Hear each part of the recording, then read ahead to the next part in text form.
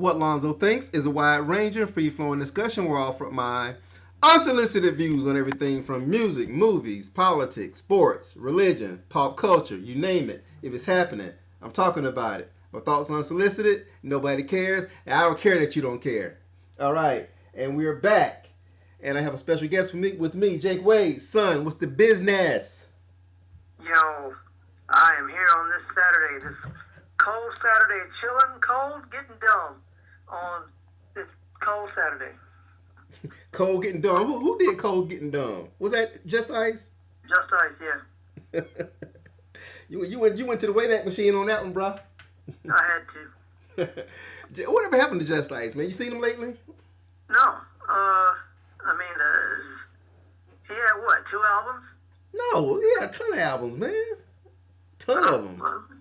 Well, I did not keep track of them. I don't know what happened to them. This record you're about to hear, the original gangster of hip hop, contains explicit, dirty lyrics like fuck, shit, ass, bitch, your mother's dick, asshole, all that shit. Hit it, DMX. Classic there, boy. Yeah. Well, man, I listened to the album, man, so many goddamn times. That was Cool and Deadly, Just Iceisms. I listened to that album, man, a billion freaking times. Man, I knew that sucker backwards and forwards. It's a great freaking album too, man. Not just that one track, man. It had probably like 6 or 7 strong ass tracks, bro. So if you never listened to Cool and Deadly, Just Iceisms by Just Ice, y'all need to check that joint out for real. It's a hip hop classic. It's a lost treasure. So. And what was the other one? The other good one? Well, I guess he Latoya? had other things. Latoya? Latoya, yeah. Yeah. That's the one that I hear most of all. Was that like his biggest? Yeah, that was his biggest hit. Yeah. He never had a national hit. It was an underground, New York jam or whatever. You know what I mean? Yeah. But Just Ice. yeah, but he was a deadly MC. He was his lyric. He was one of the first, gangsters that use, explicit, dirty lyrics, and his flow was always on point. And he had a lot of energy in his music, man. He had a lot of every time he rapped, man, it was like a sense of urgency. So, Just Ice, if you're out there listening, man, thank you, bro. You are definitely a legend. So, y'all need to check that brother out. Yeah. I need to go and track down his other albums. Yeah, I mean, there's a ton of them, man. There's a ton of them. I think they're all on Spotify, man. His whole discography is on Spotify, man. So I'm gonna have to make a new playlist, man. A Just Ice playlist, dog. And yeah. And bang that shit tonight, as a matter of fact. So. Good idea. So, yeah. And we're back, and we're doing the number one hits of 1992. The last show I did in 1991 with my special guest Kelly Pryor. So Kelly, if you're out there listening, thanks so much for doing the show with me, and make sure we do it again real soon. And now we got Jake back with me, and we're gonna pick this damn thing up. So you ready? You ready to kick this motherfucker, man, right in the nuts? Let's do it. All right. So as usual, what we're gonna do is a brief snapshot of each number one song of that year, and we'll decide whether or not that song deserved or did not deserve to be number one. So, that being said, the first number one song of 1992 was actually a carryover from 1991. It's Black or White by Michael Jackson. It was 7 weeks in 1991, 3 more weeks in 1992. So for a total of 10 weeks, Black or White was the number one hit. And that was 10 weeks too fucking long, because this song fucking sucks. I despise this goddamn song. I said on last show with Kelly, and I'm saying it now with you, Jay. This song was fucking ass. Go.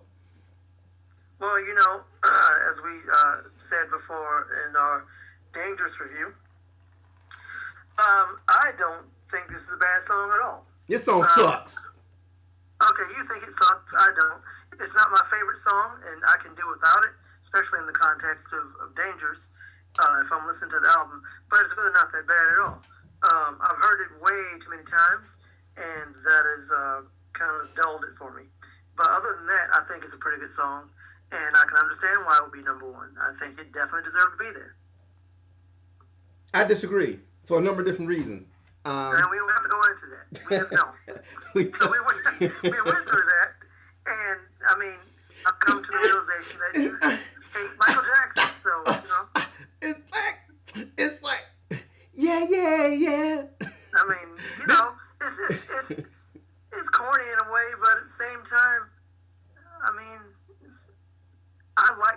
like the lyrics. I like what he's talking about because it actually has a message, and I believe it's something he felt. I don't think that it was. I don't think that he was really just trying to make a hit. I really don't. Of course, he was trying to make a hit, but that wasn't his main goal. And I think it was a good track, really. So yes, it deserved to be number one. No, he's a communist. He was destroying property. So. Oh, come on. He was an insurrectionist. Yeah, he was an insurrectionist, man. He was fomenting destruction.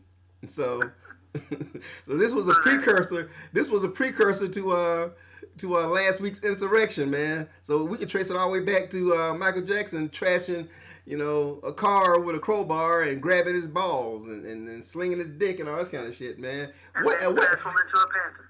Yeah, it transformed into a goddamn panther. What the fuck was that all about? I mean, like I said, there was supposed to be some meaning to that, and they never explained it. I don't know. Yeah, I mean. But you remember did we talk about this on the last one, on the Dangerous one, but the In Living Color skit? Yeah, with Tommy Davidson. Yeah, I guess I am black. Yeah, I guess I really am black. They arrested him. Yeah, should have choked his ass out. Shit. So, Mike, if you're out there listening, that song sucked. Okay, so. Beg to differ. All right, you agree to disagree. All right, next up we have "Color Me Bad." The song was called "All for Love." It was number one for 1 week, and I do not remember this song, but I'm sure it probably sucked because I didn't like "Color Me Bad." So. Color Me Bad, All for Love. It did not deserve to be number one. If you're listening, Color Me Bad, go fuck yourselves. Go. All right, yeah, Color Me Bad was whack. I only remember like two of their songs, maybe. I don't know this one at all. Yeah, of course that was the only song people really remember. I don't think we had like a bunch of Color Me Bad fanatics. Maybe. But on the last show, if you listen to the last show, they had a song with that one as well. I Adore Mia Moore. So. Okay, yeah, that's one of the ones that I actually remember, and that was also whack. Yeah, it was. So if All for Love sounds anything like that, it sucks and absolutely does not deserve to be number one, even for 1 week. I'm sure it sucked just like, I don't remember it. I'm sure it sucked just like I Adore Mia Moore. And I'm sure it sucked just like I Want to Sex You Up. And the thing I dislike about Color Me Bad more than anything, obviously, the fact that they appropriated New Jack Swing, is that every time you can't think about New Jack City without having that song somewhere, in the recesses of your mind. You know what I mean? Yeah. And isn't that the song that was playing when Nino was smashing what's her name? Uniqua? Yeah. Yeah, so that makes it even, yeah. But didn't they have a song? I remember they had a song that really was not that bad, and No, all the songs were bad. No.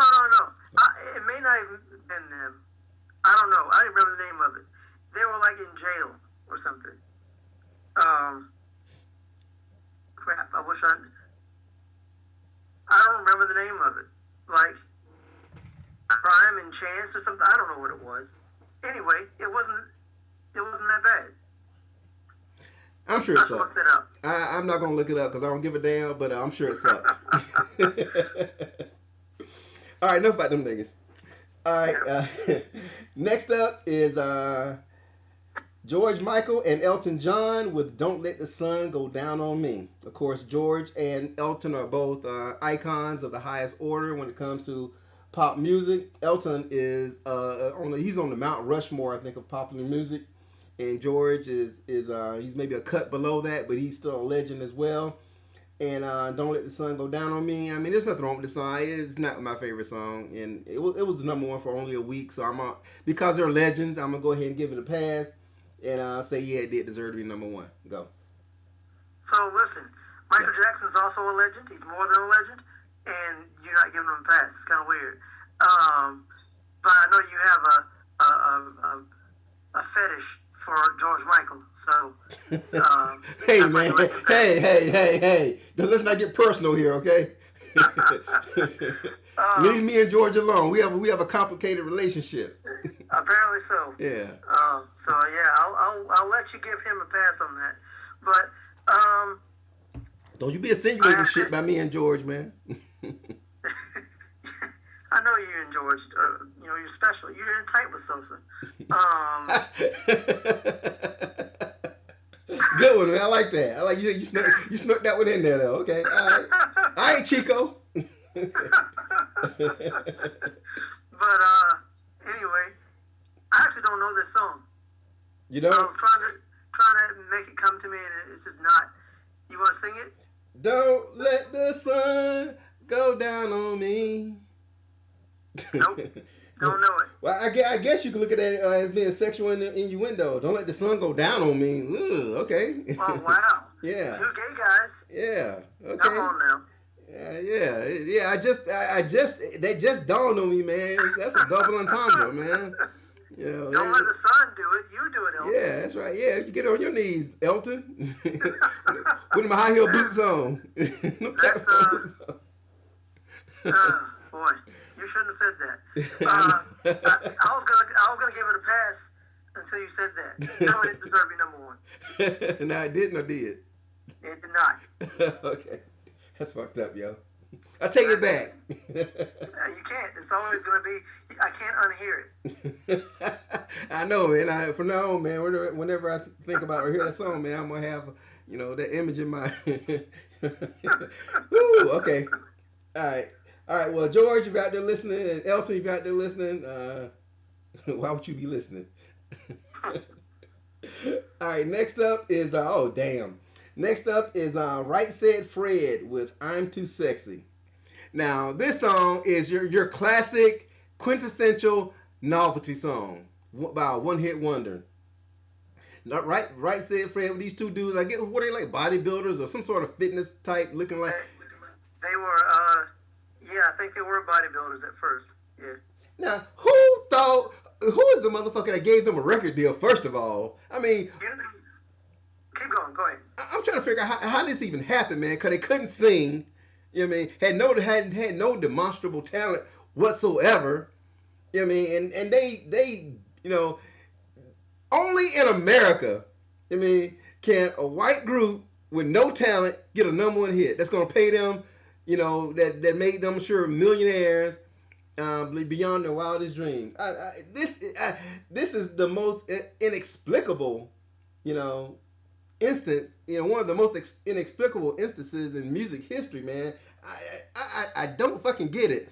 I mean, I rank them up there with the what do the Fox say people, just a worthless. Just there are so many great artists out there, man, who sang and worked their asses off, man, and never had a top 10 hit, much less a number one hit. And these motherfuckers, man, come in off the fucking street on some skateboards and get a goddamn number one hit. And the song fucking stupid. I'm too sexy for my shirt. Too sexy for my shirt. So sexy it hurts. What the fuck? You got to be kidding me, man. Go. So does it deserve me number one or not?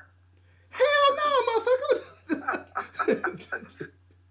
Well, okay. So I listened. I recently read a long article about the history of this song because I was concerned about it too. School me, motherfucker. School me. I'm listening. School me. It just popped up, in my feed one day, and I've never thought too much about the song because it does suck, but does it suck balls or does it suck ass or does it suck balls and ass?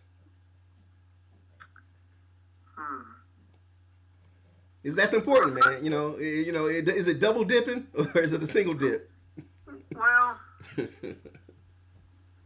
I would say single because you can choose one of them. I don't know because either one's bad, but I wouldn't say both because it does have a little bit of redeeming value. Well, like Chris Rock said, man. When you're sucking balls, you can pretend it's something else, but when you're sucking ass, you know it's ass. So, so I'm sorry, man. Go ahead. I have no insight into that. So if you and Chris Rock know all about that, then I'll let you express yourselves on that. But okay, I'm not gonna go that far. I'll just say like the history of the song is basically that these two guys, yeah, they were like models, bodybuilders, or whatever, but they were also in like punk bands, and they couldn't get anywhere, and just kind of like they sent in their rock music to these record labels, and they didn't want it, so they did like a one-off like techno song, and for some reason the label loved it, and they went over and did like several different versions of it, and then they put this one out, and it was a big hit. They couldn't believe it. Of course, another song that had no business being number one, and then we'll be talking about it in the future. That came out of nowhere with a group that didn't deserve to have a number one hit. Hey, Macarena. I mean, oh yeah. I mean, it's like every once in a while, man. Somebody just luck into a damn number one hit, man, for no goddamn reason whatsoever, man. And it just shows you how unfair the world is at times, man. It really does, man. The thing is, people are fickle, and they don't really care so much about artistry. They care about. Okay, I'm about to go into a diatribe. Go ahead, man. Do your thing. Preach, brother.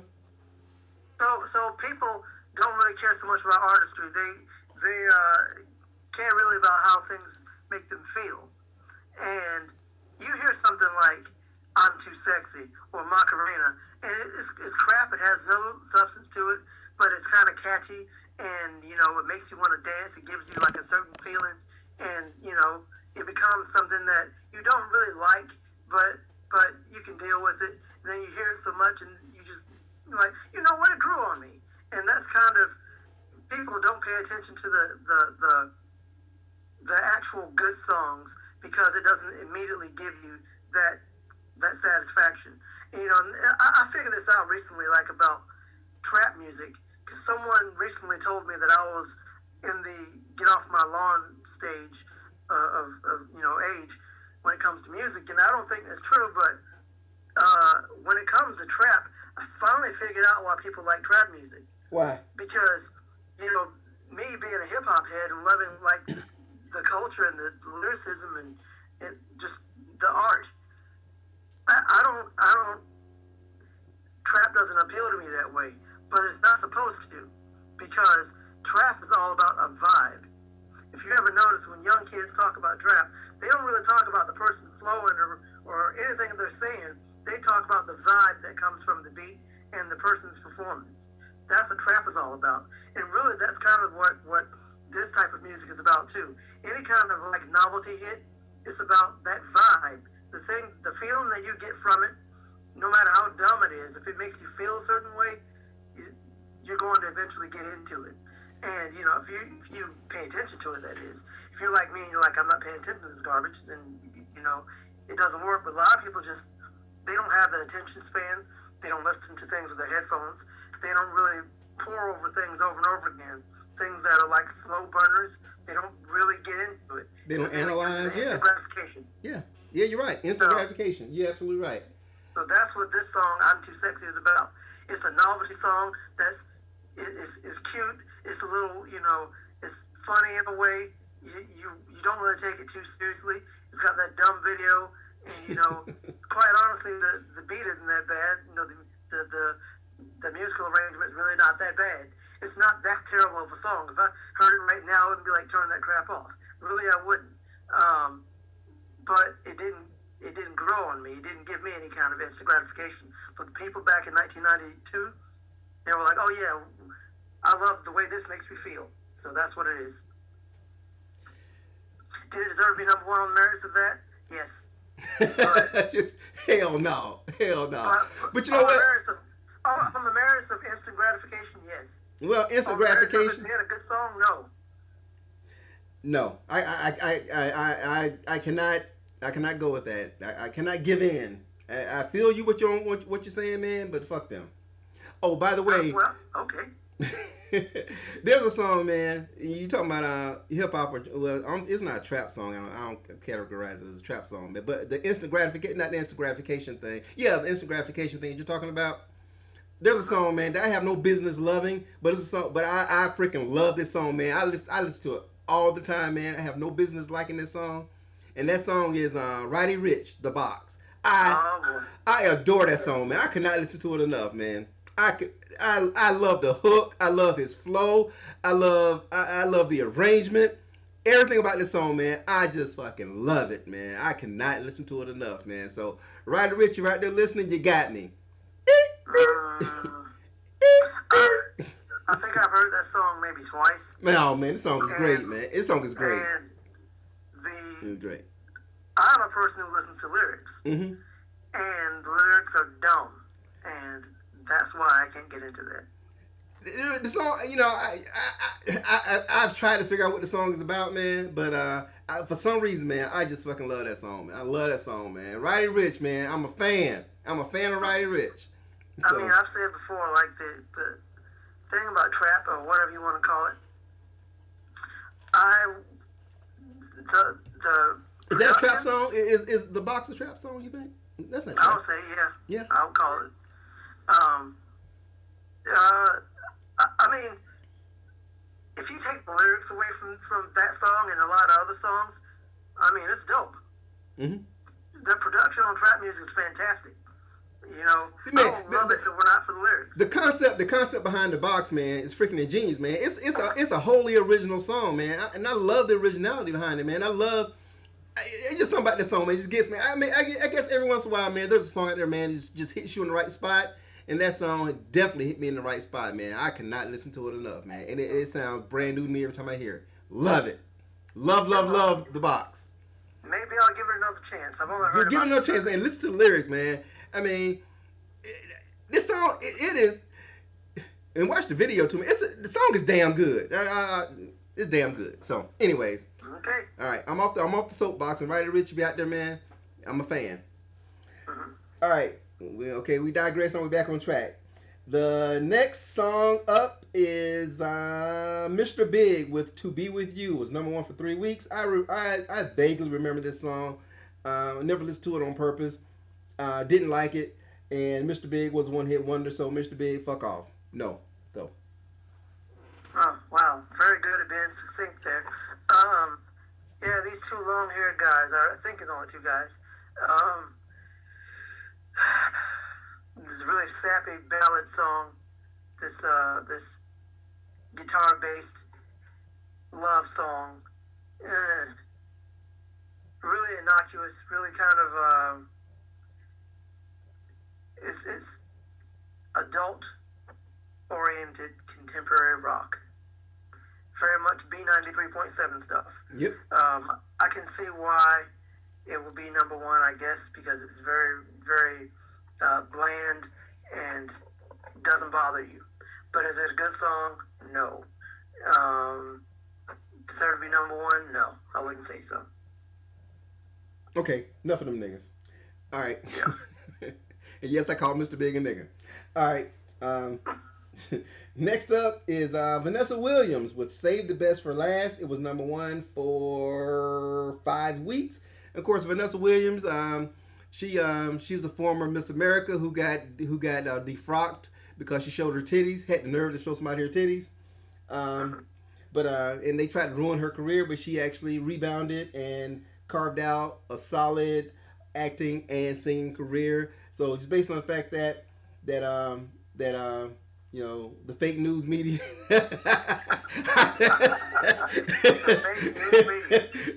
The fact that the media tried to fuck her career and she persevered anyway as a black woman in America, I'm gonna say she definitely deserved number 1.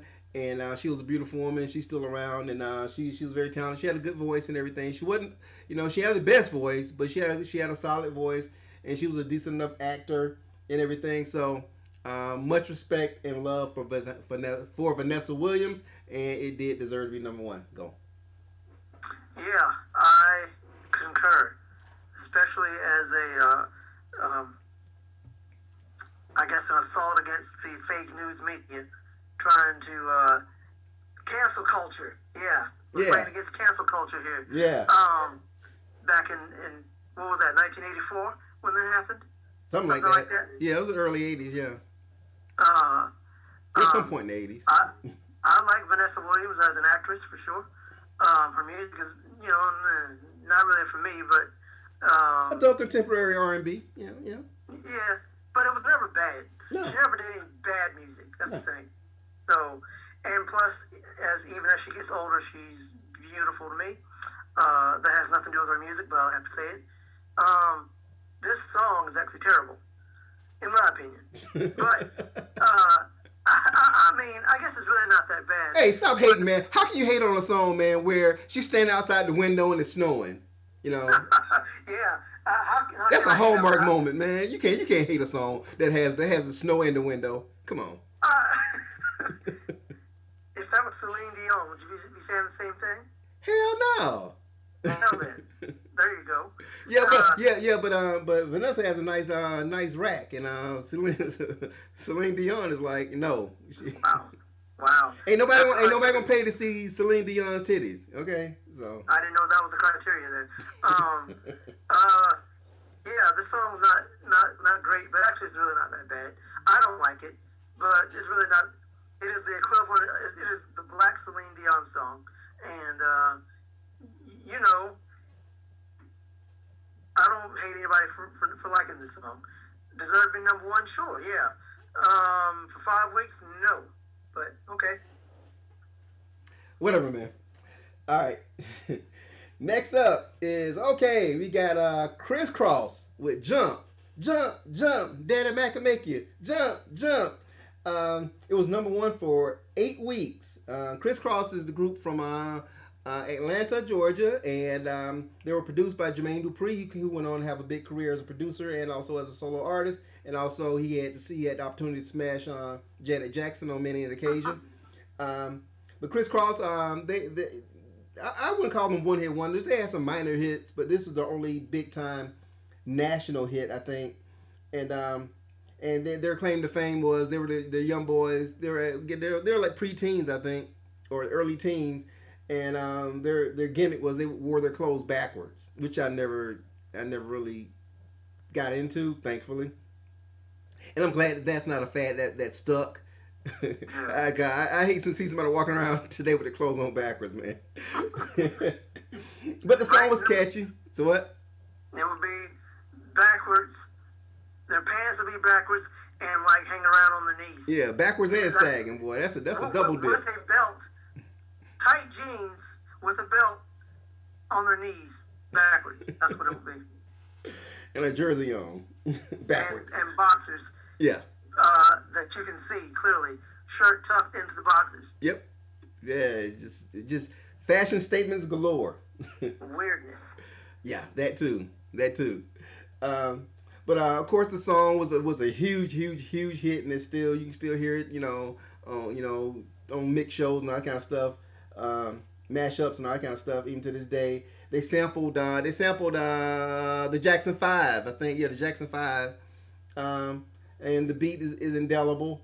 And did it deserve to be number one? I'm gonna say yeah, it did deserve to be number one because it kind of came out of left field, came out of nowhere to make these guys instant stars and everything. And sadly, both their names were Chris, but one of them died. I forget which one it was. As far as Chris Smith is the one who died. The dark skinned one is when it died. The Mac Daddy. Yeah, Mac Daddy and Daddy Mac, right? So Mac Daddy is when it died. Yeah, he was on that shit. So he passed away a few years ago. But Kris Kross's mark on hip hop is indelible. Go. I agree. This song actually is I wouldn't say it was innovative, but it was kind of out of left field thing. It was kind of a surprise that these two little kids with a flow you ain't never heard. Yep. It wasn't that they were like real MCs or anything, but they also weren't what you would expect from young kids rapping in 1992. Yeah, they were family friendly to some extent, but at the same time, it was hip hop. Like it was It was poppy, but it was also hip hop, and the beat was great.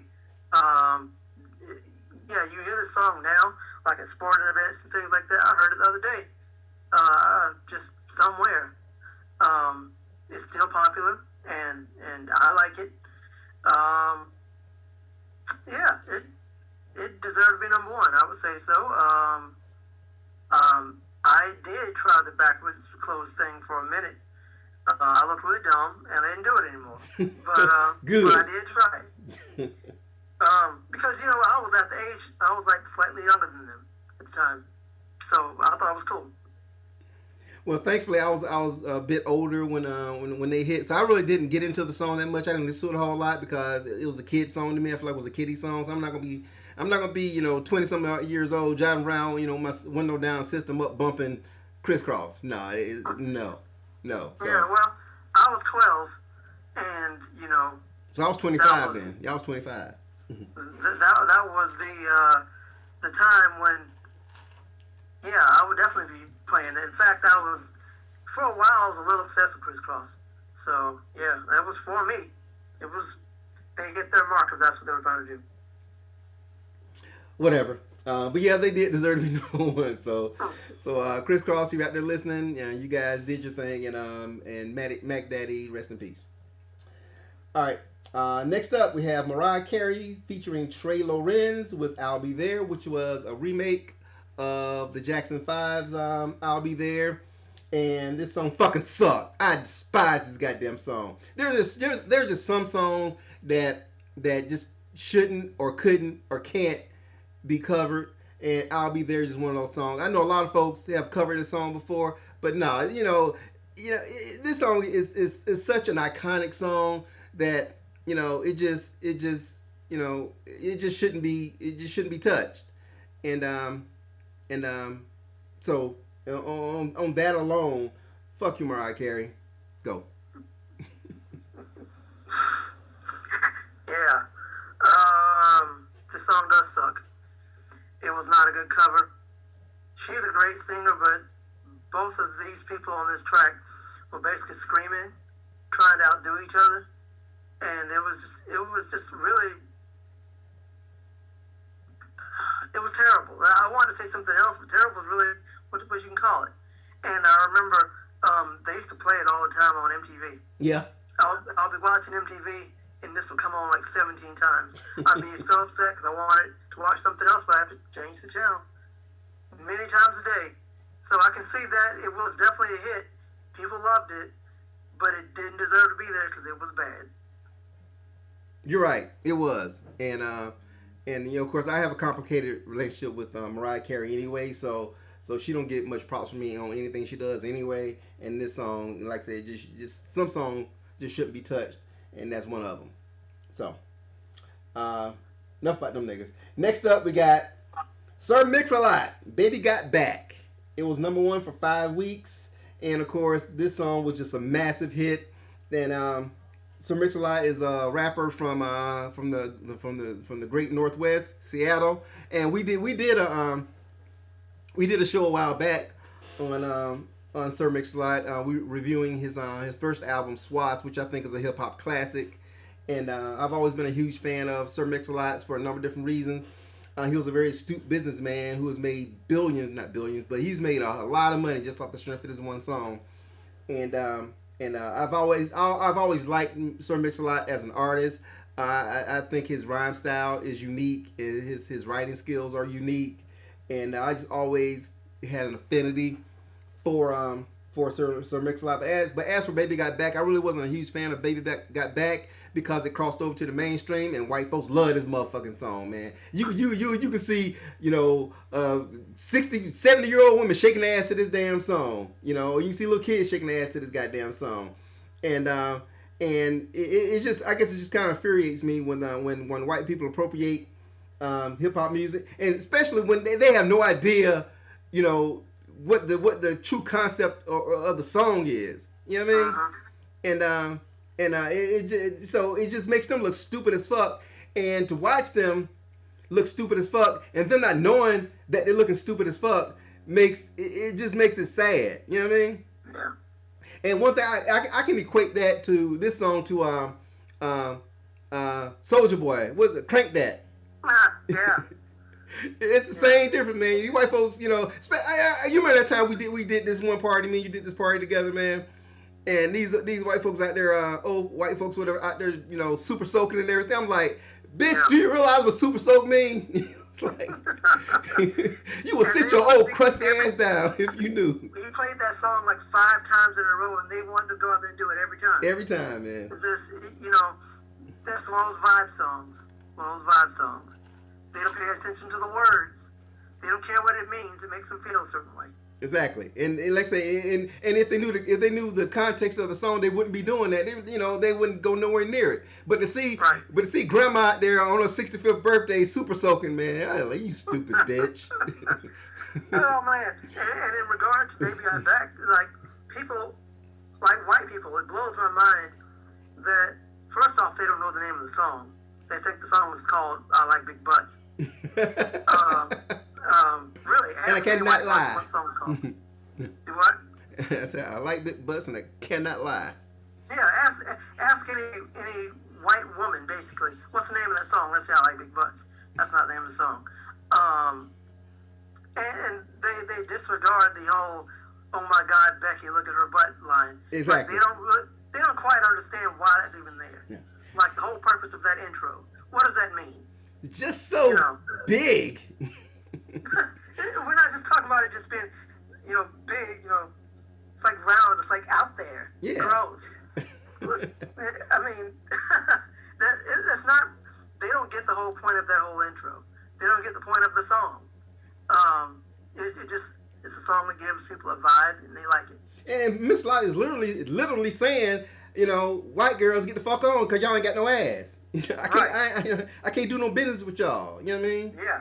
Yeah. But yet you only see white people up at these parties dancing to this song. Yeah. Yeah, you be hard pressed to catch a black person when this song come on going, oh shit, that's my song. You know what I mean? Nah.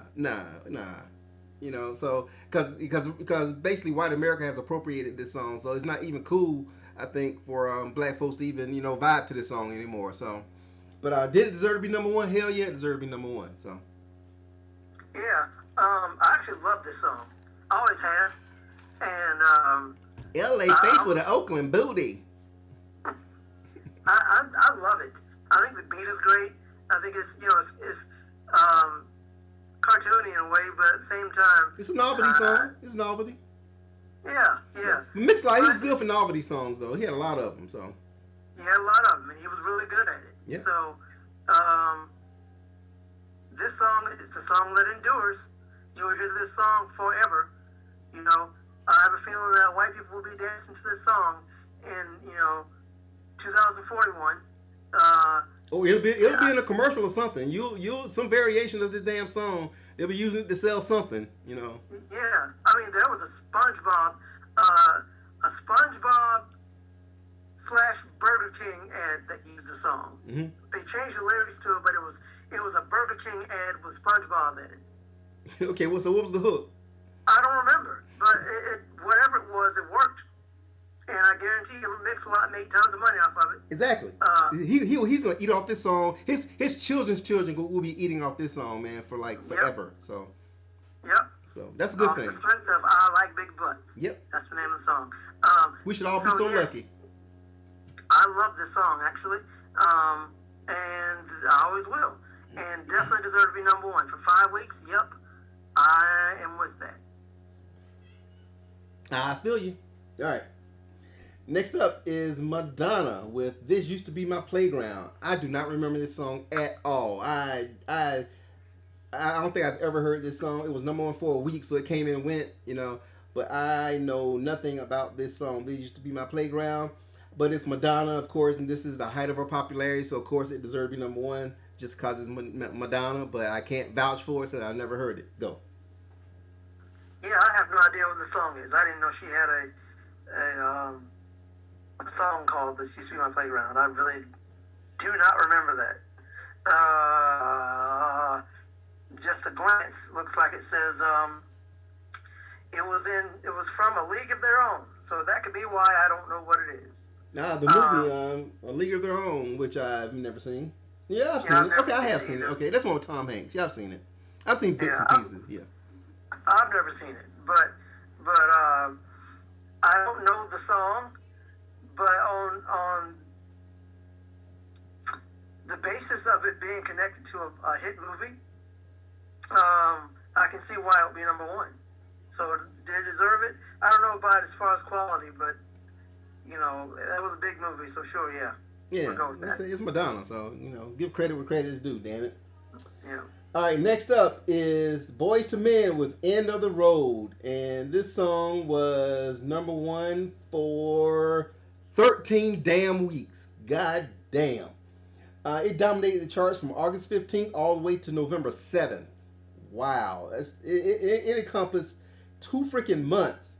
You know, the entire month of September and the entire month of October, and damn near the entire month of August and the first week of November. And of course, Boyz II Men was a quartet discovered by Michael Bivins from BBD and New Edition, and they were a huge boy group, and they basically were on top of the charts for an extended period of time.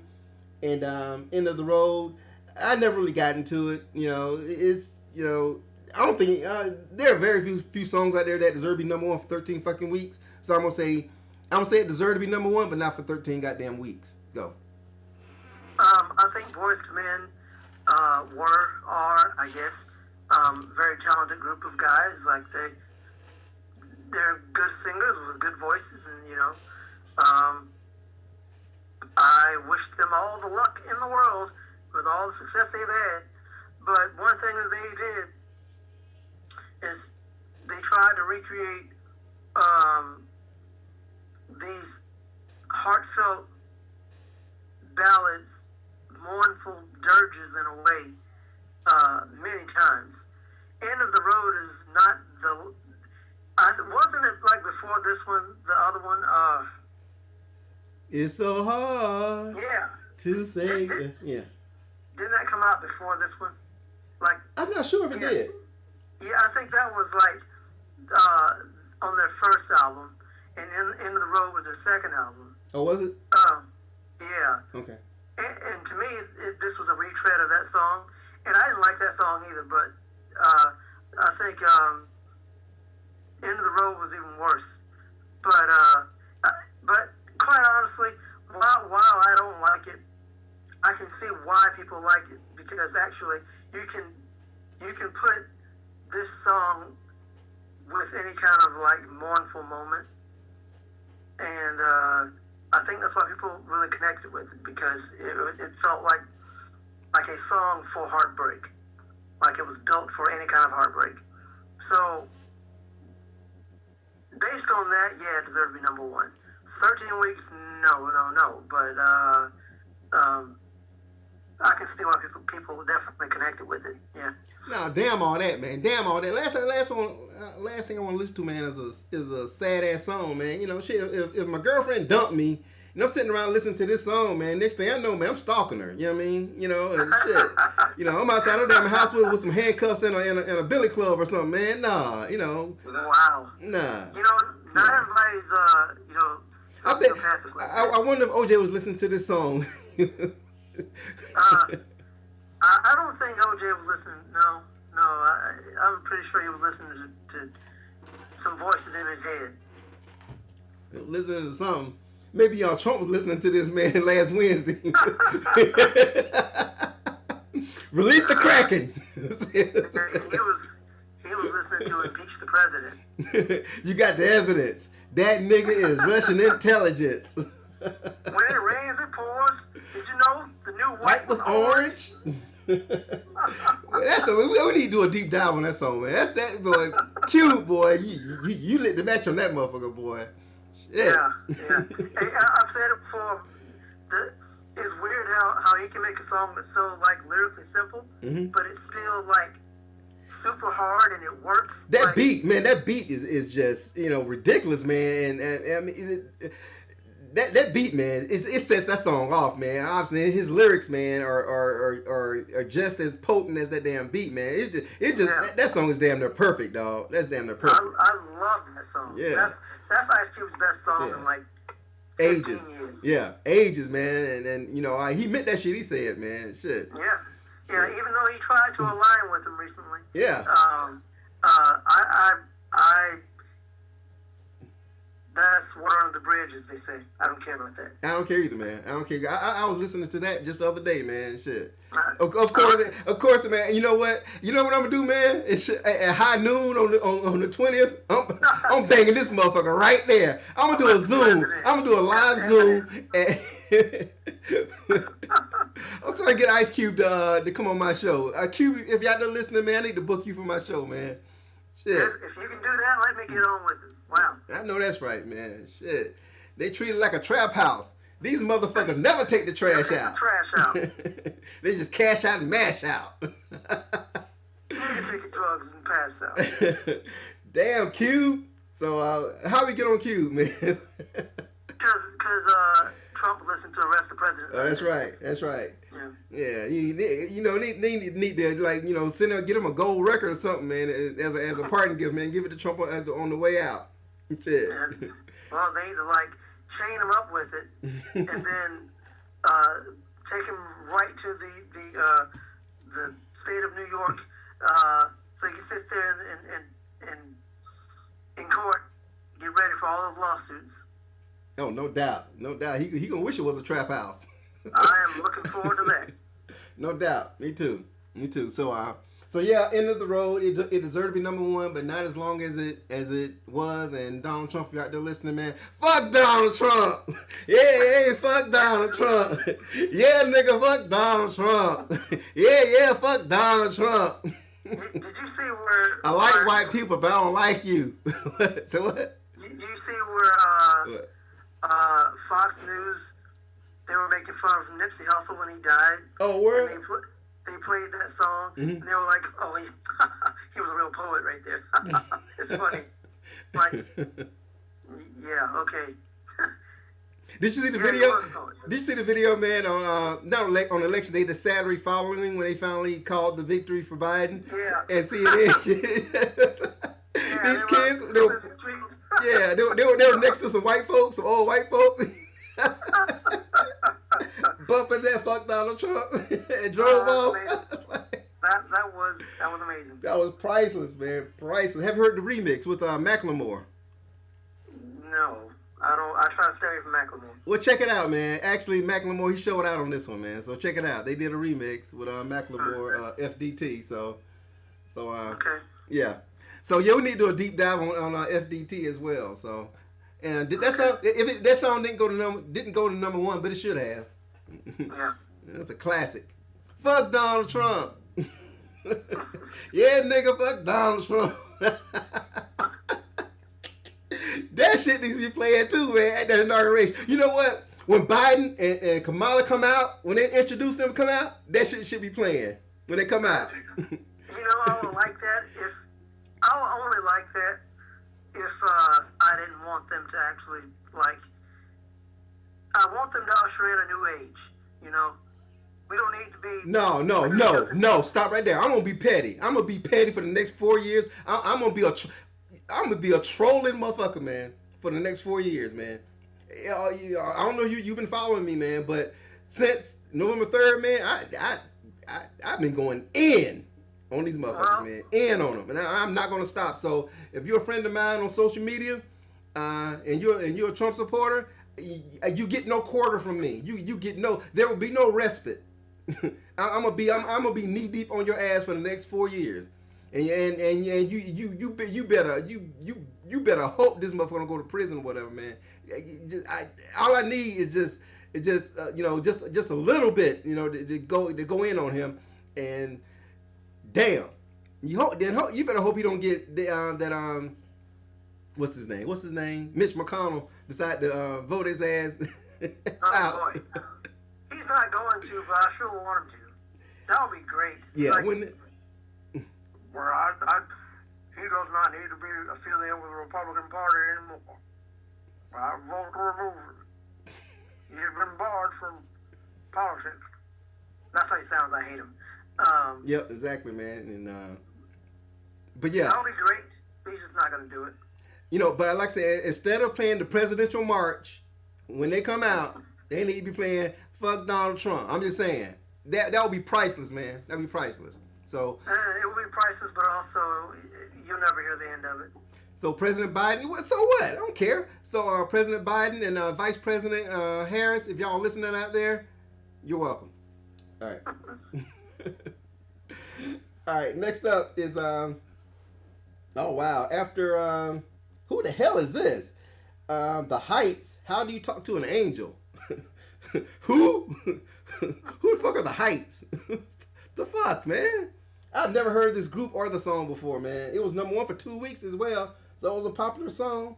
I have no idea who this is, man, and I can't even speak on it, man, other than say that this song fucking sucks. So go. But you don't know who they were. Got no idea. The Heights. The Heights. Okay, so they're weird because let me tell you this. The Heights. Oh, you've heard of them? Yes. The Heights was a TV show. Oh, The was it? Heights were a band on a TV show on Fox. Really? What, Glee? Yeah. Huh? Glee? No, the show was called The Heights. Oh. It came out in '92, and they were a band on that show. And apparently they made an album to go along with that show. So they're kind of like the Monkees. I wonder. I don't know if it was, Well, the Monkees were created for that TV show. but the Monkees went on to make other songs and albums. Yeah, they did. But they were created for as a for a TV show though. Just like the Partridge Family. I mean. Yeah. Well, okay. Well, I guess yes, they were like that. That's what it was. Mm-hmm. So it sucked. Absolutely, it was horrible. But this song was their debut song, and it. How's it sound? Sing it for me. I'm not gonna sing it. I'm not gonna sing this. But I certainly do know how it sounds, and it's terrible. You're gonna have to look it up. But this song was made to promote the show, and from what I remember, the show was somewhat of a hit. So, good job with them doing that. But it was terrible. I really don't know how it was good and how people thought it was good. No, it didn't deserve to be #1. I guess again, as a marketing stunt, yeah, I guess so. But as far as good music goes, no, not at all. I've never heard this song before, man. So I'm surprised you didn't know. It was a TV show. never heard it. I never heard of the show. The show came on at like 9 o'clock on Thursdays or something like that. I was busy that night. I think New York Undercover came on afterward. I never watched New York Undercover, so Oh, okay, wow. Yeah, I wasn't big into TV back then, man. I was too busy chasing girls, so that was more important. So. Got you. All right, so the Heights, if you're out there listening, fuck off. All right, next up. Now, see, this is a short list, man, because we're down to the last song of 1992. Whitney Houston, I Will Always Love You. It was #1 for 5 weeks in 1992, and it crossed over. It was #1 also in 1993. This is Whitney's biggest hit ever.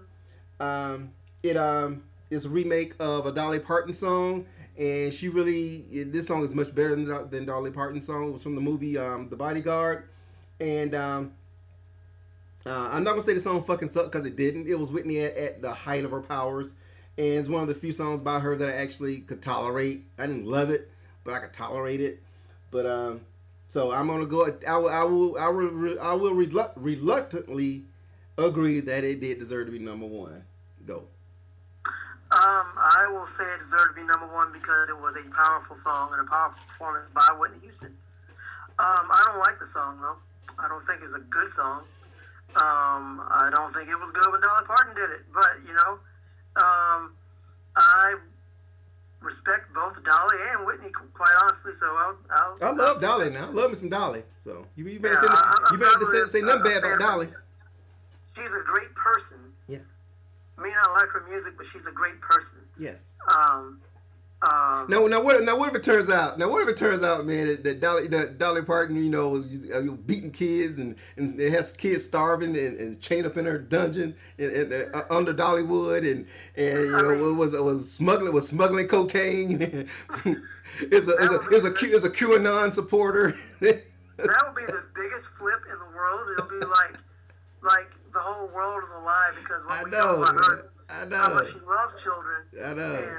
And how much she hates Trump and how much she cares about people. So, Now, what if there's a tape out there, man, of her saying she hate niggas? It would be really strange. Like, what can you believe then? I know. There's nothing else to believe in. Yeah. Like, there's no hope in this world. Yeah. What is real in this world? Exactly, man. Yeah. If Dolly can't keep it real, who can, man? Shit. I mean, you know what? I kind of was feeling that way about Bill Cosby. I was thinking about this the other day. Oh, see, there you go. That's the template. That's a perfect example, man. Yeah. I was thinking about that the other day. Mm-hmm. Like how Bill Cosby was your freaking hero, and just to think that he had been raping women all those years. Like, seriously. Like, America's dad. Not just America's dad, just like a wonderful guy, just somebody you want to know, somebody you believe in, was raping women his entire life while they're asleep, like drugging women and raping them, and then admitting to some of it, because he did it. You think you know a motherfucker and you don't, man. See, that's the thing, man. We see these images on TV, man, and we project them to be, bigger than life. We put them on a pedestal, man, but they're human, like everybody else. Yeah. It's like, like Michael and smashing them kids. We put him on a pedestal to where we can't believe that a man that can moonwalk can fuck kids and moonwalk at the same time. Just like I'm not going that direction. So we can believe that Bill was smashing these women who are asleep, but we can't believe that Mike was smashing boys. Do you know why we can believe that Bill was doing that? Why? Because Bill said he was doing it. He said not with all of them, but some of them I did. Yes. Maybe they drugged Bill and coerced him into saying that. I doubt that. I really doubt that. But the point is, man, is that people support Bill to this day, man. Why? Because he was Heathcliff Huxtable. That's why. But then you start hearing all these things about Bill, behind the scenes and everything, man. He wasn't a very nice person. So a lot of trash came out about him. So I get it. And I'm not casting any aspersions on Dolly Parton. I'm just merely speculating everything. So Dolly, if you're out there listening, I'm not trying to disparage your name whatsoever. I love you. You're definitely an icon, and you're not just a musical icon. You're an American icon. So right. I got much respect for you. But I'm just saying. If anything is true in this world, I want to think that Dolly Parton is who we know her to be. And I think that's like 99.9% the case, but you never know. You never know who's chained up in somebody's closet. You never know. Yeah. But here's something else. This is not quite the same thing, but I just want your opinion on it because I was thinking about this. Tomorrow is not Dolly Parton. I'm talking about Dolly. That's what I'm talking about. Tomorrow is Betty White's birthday. Oh, damn. Betty White will be 99 years old. Damn. Have you seen Betty White lately? No, I haven't. Why? I don't think Betty White is 99 years old. Well, you think she's 199? What? No, I think she's like at the oldest 89. I think she's been lying about her age. Why? People don't usually lie about about being older, but she does not look 99 at all. She doesn't act 99. How's a 99-year-old person supposed to act? Well, I mean, like, she's walking around just young and spry. Like, you would not know that she was an old person if she didn't have white hair. Well, I mean, she got a lot of money. I'm sure she has the best health care money can buy. I mean, some folks just have good genes, just good. Some folks just have strong immune systems. Some folks just built better than others. You know what I mean? You know, some folks are built like a damn, you know, some folks are built like a Hyundai, other folks are built like a Mercedes Benz. I mean, so, I mean, it's not outside the realm of possibility, man, that she could just happen to be one of those folks who just took care of themselves throughout their life and are reaping the rewards for it, man. Shit. I mean, I guess so. I mean, you remember last year, I guess it was last year, year before the last, James Lipton? What about him? You know when he died? What about him? He was 90 years old. He didn't look 90 to me. I mean, but who cares? I mean, James Lipton ain't somebody that everybody knows. You can't go up to somebody and be like, hey, James Lipton died last week. Folks be like, so? I mean, no, okay, maybe not. But just, you know, I think some people, they're not the age that you think they are. Anyway, look at Willie Nelson. Willie Nelson about 999 years old, man. But shit. And he looks like it. He looks like it. but he's still here. He's still kicking, alive and kicking, man. So I mean, it's some weed. I think weed is the key to that. Who? Weed. I think weed. Yeah. You know, he's a weed head, so I think that's the key to his youth. Shit, roll him up, roll up the hoodie, man. Roll him up. With that being said, I will always love you. Yes, deserve to be number one, but for 14 weeks, I don't know about that. Was it 14 weeks? Because it was, you know, we're going to keep going since the list was so short. So we're going to keep on into 1993. So the number one song of 1993, the first number one song, of course, was Whitney Houston. And it was another 1, 2, 3, 4, 5, 6, 7, 8, 9 weeks. So 14 weeks total, yeah. This song was number one for 14 weeks. And I think it was the top, the longest run at number one until, what's that song that recently was on number one for like 6 months? What was it? The song with Justin Bieber? Despacito, whatever. You know what I'm talking about. I have no idea. Yeah, but that song, I think that song. No. The song Lil Nas X broke the record for the longest run at number one. So, anyways, yeah. So, anyways, so of course I already said that Whitney deserved to be number one. So we're gonna keep going. All right, in 1993, next up it was Peabo Bryson and Regina Belle with A Whole New World. It was from some Disney movie. It was number one for a week. It was a sappy movie song from a cartoon, Disney, kids, whatever, and I don't give a fuck. So I guess it deserved number one. It was only a week, so what could it hurt? Go. I agree. What movie was it? Aladdin, I think. I have no idea. Yeah, it was Aladdin. Yeah. I was too old for that shit, man, so I wasn't paying attention to any of that. Yeah, I wasn't too old for it, but I've never seen it. I don't like Disney, but I know that was a big hit. People love that thing to this day. You don't like Disney? I don't like Disney. So you haven't watched The Mandalorian? No, I don't pay for Disney Plus. I would like to see The Mandalorian. Oh, I don't pay for that though. Oh man. It looks great. It really looks great. Man. So yeah, I know you already know what happened, man. So damn, bro. I mean, you shortchanged yourself. I read about it, but I don't watch it because I can't watch it. I'm saying you know what happened, in the final episode of season 2. So I mean, that cat is out the bag, but man. I mean, I'm sure it'll still be great to watch one day, but. Well, I will give you my log on information for Disney Plus, man, so you can watch The Mandalorian. So. All right, I'll do that. It's definitely must see TV. I really would like to see it. It seems really interesting to me. It is excellent, man. It is excellent.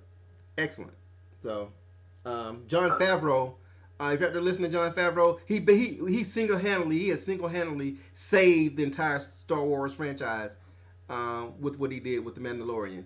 And I'm planning on doing a show on that last episode explaining why grown-ass white men were crying, weeping, because Luke Skywalker's triumphant return to Star Wars, especially after what happened in the Last Jedi and whatever the last movie. What was the last movie? Star Wars. The Rise of Skywalker. Yeah, the Rise of Skywalker, man. I'm not gonna talk too much about it, but since I'm on the subject, whatever, man.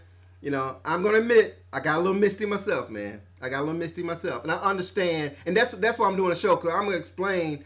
You know, I get it as to why these people were crying, man. I don't know if you've seen it or not, man. If you go on YouTube, man, on YouTube channels, man, of the reaction videos of when. I actually hate reaction videos. Well, I think this one is worth it, man, because literally, man, grown ass men weeping, man, when you know when Luke Skywalker appears, man, and I get it, cause I'm telling you now, the first time I saw it, I got misty. It welled up, and I understand why, man, and it definitely was one of the greatest moments in recent television history. I'll put it like that. It was very powerful. I only get misty when I watch things about dogs getting mistreated. But dude, get ready to get misty, man. I'm telling you, man, when that X-wing fighter flies into that ship, okay, and they say, "Who is that?" and you know that's Luke Skywalker, and when he does his thing, man, there's something, man, that inside of you that's gonna move. There's something inside of you, man, that it is going to touch, man. And does he have the dog with him? No, he does not. But I'm telling you, man, there is something inside of you that's gonna move, man. And a brief aside, man, since you bring it up, man, I just watched one of those damn. They show them on CNN all the fucking time, man. About the dog, you know, sitting there in the cage in the snow and looking all pitiful. Yeah. That shit is staged, man. That shit is staged. Don't fall for the okie doke, man. No, I don't. That shit is staged, man. They trying to get money. It ain't like they videotaping these dogs and just leaving them there. They taking those dogs are not being mistreated. Okay, that's to tug at your heartstrings to get you to give them some money. Just like the little kids in the St. Jude's commercial, the kid in the wheelchair with one leg talking about give us some money and you'll get this blanket, whatever. Man, shut the fuck up. Well, okay, I believe that, but when it comes to the dogs, people aren't mistreating dogs. People are just horrible people. Yeah, they are. Well, people mistreat dogs and humans and cats and llamas and wombats and you know, ostriches. Yeah, you know what I mean? Wombats, absolutely. Save the wombats, cause whoa. Yeah, I mean that, you know, humans are cruel. I mean, we're cruel by nature, man. We're cruel to each other. So why are we gonna be nice to a motherfucking dog? Because the thing is, a dog is never. There's no such thing as an evil dog. I've never heard of an evil dog. What about folks who like kill little children and stuff, man? You know, like infants, little babies and everything. Those, you know, they're innocent. You know what I mean? What? Yes. If you kill a baby, you are an evil person. You know, you see it on TV, you see it on the news all the time. You know, dude shook his baby to death or something. You know, or drowned their baby, put the baby in the damn microwave or whatever. I mean, all kinds of shit, man. Humans are cruel by nature, man. That's part of what we are. Yes. We are horrible. We are horrible. We are a horrible species, man. I agree. I'm not disputing that. I'm just saying when it comes to things like people mistreated animals, not just dogs. When people mistreat animals, it really gets to me. I mean, people talk about children, but children are people. We're all the same, you know. And children are. A 3-year-old child is just as vulnerable as a dog. A 3-year-old child can't defend itself. A dog can't defend itself either. So I agree, but I'm not going to talk about children. I don't want to talk about children. What I mean is animals. Dogs, most of all. There is no such thing as an evil dog. No such thing. So there's no such thing as an evil 3-year-old child. Well, that's why I want to talk about that, because I have my thoughts about that. But, you can't be evil at 3 years old. Actually, you can. I'm sure when he was 3 years old, Donald Trump was cute and cuddly. Okay. Absolutely not. Absolutely not. I still want to get into my thoughts about children, but animals, dogs, certainly. Find me an evil dog, one that was not made that way by a person. You won't find one. So when people I tell you what, go to Africa. Go to Africa. You know, one of them African wild dogs. Get a hold of your ass and see How you feel Is then? Is the African wild dog evil though? Have you It's seen not evil. have you seen one of you It is trying to live its life. It is a predatory dog. have you seen a pack of wild dogs eviscerate a antelope Yes, in, and that is their nature. in less than 5 minutes? And that is their nature. That's not evil though. That is not evil. Well, you tell that to the antelope. Okay, let's get back on music. Okay. you tell that to that little cute cuddly antelope that just mind his own business trying to eat some grass. Next thing you know, he's gonna rip the shreds. Like the wild dogs, like in Africa, like dingoes and such. I mean, that's Australia, I know. But like hyenas and things like that, they're not exactly dogs. I mean, they're related. They're canines, but they're not exactly dogs. It's part of the dog family, man. I watched this dude. I watched this video on YouTube, man, where a pack of wild dogs, man, actually, in like I said, less than 5 minutes, man, eviscerated a pregnant antelope and ate the mama, pulled the baby out, ate the baby too. Yeah. Okay. So That's evil. No, it's not evil. That's actually the food chain. The only living being on this planet that has the potential, the capacity to be evil is the human, a person. There's no such thing as any other evil animal on this planet. You sure about that? Yeah. Okay. I'm totally sure of that. Only because we have the brain and the heart to do it. Other animals are trying to live their lives the way that nature has them live as far as part of the food chain and the ecosystem. Whereas humans, we don't. We are the thing that the ecosystem serves. So we are the only ones with the capacity to be evil. We're the only ones who make money and then live off of it. We're the only ones who basically build our lives around screwing other people over. Yeah, people are the only ones that are evil.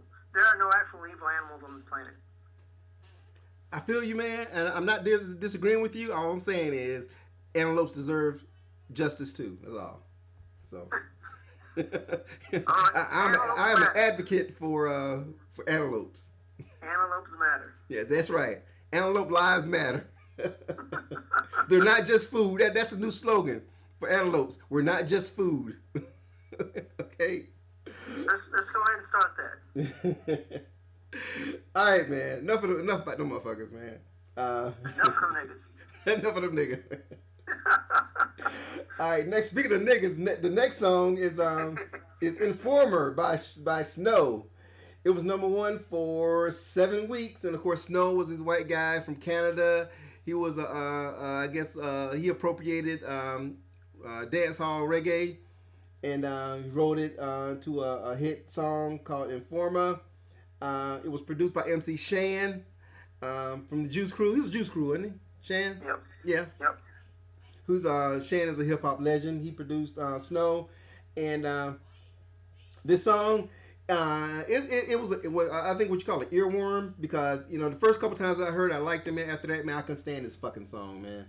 And it was number one for forever, and yeah, you couldn't go anywhere without hearing this goddamn song. But the album was not bad. I'm gonna admit, the album was not bad at all, because I actually bought the album 12 Inches of Snow. It was not terrible. There were a couple songs on there that were pretty decent, but it did deserve to be number one, but just not for 7 weeks. Go. Yeah. I actually really like Informer, and yes, the album was pretty good. It wasn't 7 weeks good though. That song was not 7 weeks good. 7 weeks wasn't good, no. But you're right, it was an earworm. And the thing about it is a weird earworm because people don't know what he's saying. Exactly. I know the words when I'm listening to it. I can sing along to it, but just to repeat them out of my head right now, I can't do it. Mm-hmm. It's really strange. It's that kind of earworm where you know it when you hear it. But most people, they just Informer, blah, blah, blah, blah, blah, blah, lick your boom boom down. They know that. Yeah. But if you listen to the lyrics, I mean, it's kind of weird that it even was a hit, because it's about this guy being arrested, going to jail. It's really strange. But yeah, it was a big pop hit. People loved it, and yeah, he's a white guy. It's the novelty of a white guy doing dancehall. You know, that's why it was hit. Other than the fact that it was good, you know, that was one reason why it was a hit. Because wow, it was a white guy. He's doing reggae. Yeah, he was Eminem before Eminem. You know. Yeah. In a way, he just had the staying power. Yeah. He was the dancehall Vanilla Ice. Yeah. You know. Yeah. There you go. Yeah. Which is unfortunate, but this was actually a good song. And again, yeah, his album was pretty good. And there is an alternate version of Informer, "Lonely Monday Morning," which is basically the same song. Monday morning. Yeah. Yeah, but it's a little slower and more true to what dancehall is, and that's pretty dope. But you know, but the wrong song off this album went to number one. The song that should have gone to number one from this album is "Ooh, you better clear the runway." Yeah, yeah. Ooh, that was the you second single, better and clear it the didn't do runway. well. It didn't? No. I love that song. I think it was better than Informer. Yeah, it was. It was. But if you ask anybody today, they don't remember that song. Informer is what everybody knows. Yeah. You're right. Runway should have been. That was number one hit potential, but Informer was the one. Also, Lonely Monday Morning. You know, Lady with the Red Dress On. There's some good songs. You know, some solid singles. You know. Yeah. So yes, deserved to be number one. And props to Snow. You know, he actually is still around. And I've heard some of his stuff, and it's not that bad. He's still doing cool stuff. He's still doing dance hall, or he's... Yeah. Really? So he was true to the genre, in other words. Yep. Okay. Well, Snow, if you're out there listening, I'm not going to say fuck off because, you know, your album was actually decent, so good on you. All right. Next up is Silk with Freak Me. It was number one for 2 weeks. And Silk was an R&B group, and I guess this song kind of came out of nowhere because R&B groups really didn't, you know, especially like you know, pure R&B, you know, slow jam groups rarely crossed over to the pop charts. But this song, obviously, "Freak Me," was one of those bedroom ballads that you know, back during this time, especially you're a black dude, you know what I mean. Yeah, you lay down with you know, and the lights are out, and you got your girl in the bedroom. Is one of these songs that you got popping, you know, popping off up in there. So you know, you there was some smashing going on to this song, and I'm guilty of smashing to this song as well. So it deserves to be number one. Go. Well, let me tell you something about me and this song. Uh-oh. What? Back in 1993, in May 93, I was 12 years old, and the song did nothing for me at all. Of course, you were 12, man. I was 12. Yeah, it better not do anything for you.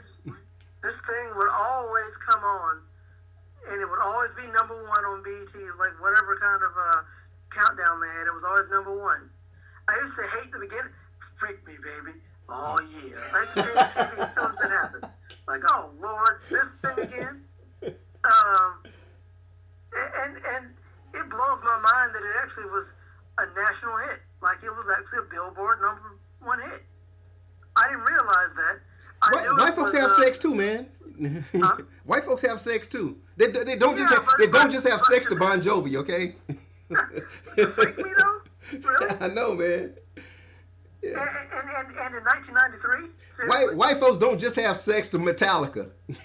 Wow, I don't. What kind of sex is that? You have sex to Metallica? Wow. How can you do that? Wow. Darkness is pissing at me. See, absolute horror. Why should I live? Why should I die? I mean, I would not want to do anything to this. Exit light. Like, wow.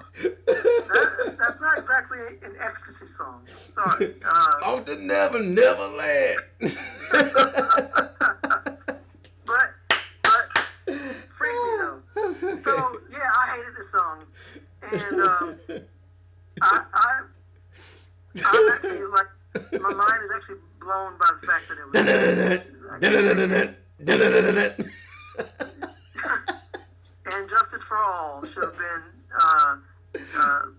the one on this list here instead of Freak Me. Okay, man. But I give them props for this. I didn't know. Okay. Do I think it deserved to be number one? Not really. No, I really. But you know what? Again, I was 13. Last time I heard the song, I was 13, and I don't think that 12 or 13, one of them. And I can't. I don't know the merits of this. Like, it wasn't for me back then, and it's not for me now, quite honestly. So I'll give him a pass, I guess. I don't know. Yeah, give him a pass, man, because I'm telling you, man, some serious damage was done to this song, man. Once again, I can attest to that, man. I put in work on this song, so wow. Yeah. So, Silk, if you're listening, why would you be listening? But thank you anyway. Oh yeah.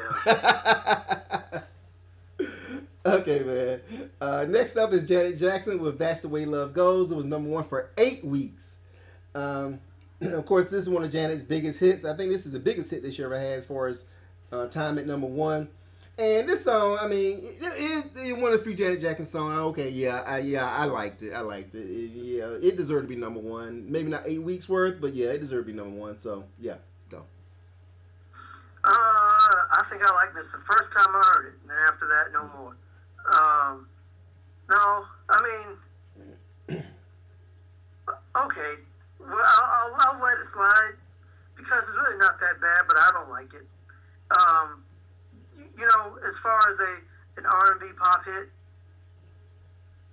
you know, she sings it well, and I guess what she's saying is all right, and you know, I actually don't remember how it sounds anymore, quite honestly.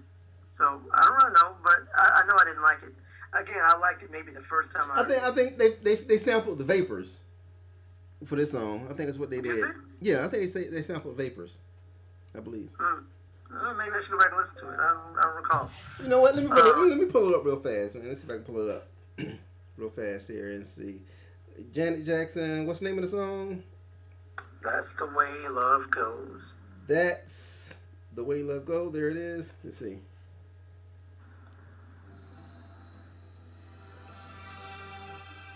Like a moth to a flame burned by the fire. I don't need to hear all that. Shut up. Yeah, the Vapors. That's the Vapors, ain't it? Yeah, that's the Vapors. Yeah. I wonder if I ever caught that.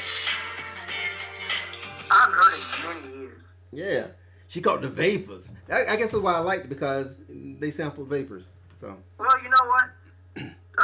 New respect for it. Yes, it deserves to be number one. There you go. Shout out to Biz Markie, a true legend.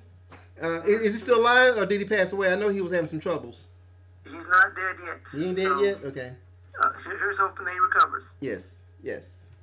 He called the Vapors. All right. Picking boogers. Make the music with your mouth. Biz. I love that song. Yeah. It's spring again. Oh, Biz. I mean, he was definitely an original, man. You remember? Yeah. You remember the thing named Kim? Huh? The thing named Kim. The thing named Kim. Yeah. Yeah, because he's a her and her's a him. Thing. All right. Next up is SWV with Weak.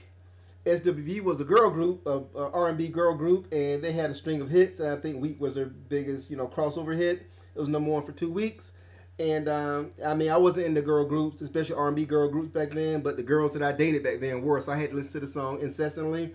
But on that same note, I was smashing a lot to this song as well. So based on that, it deserved to be number one. Go.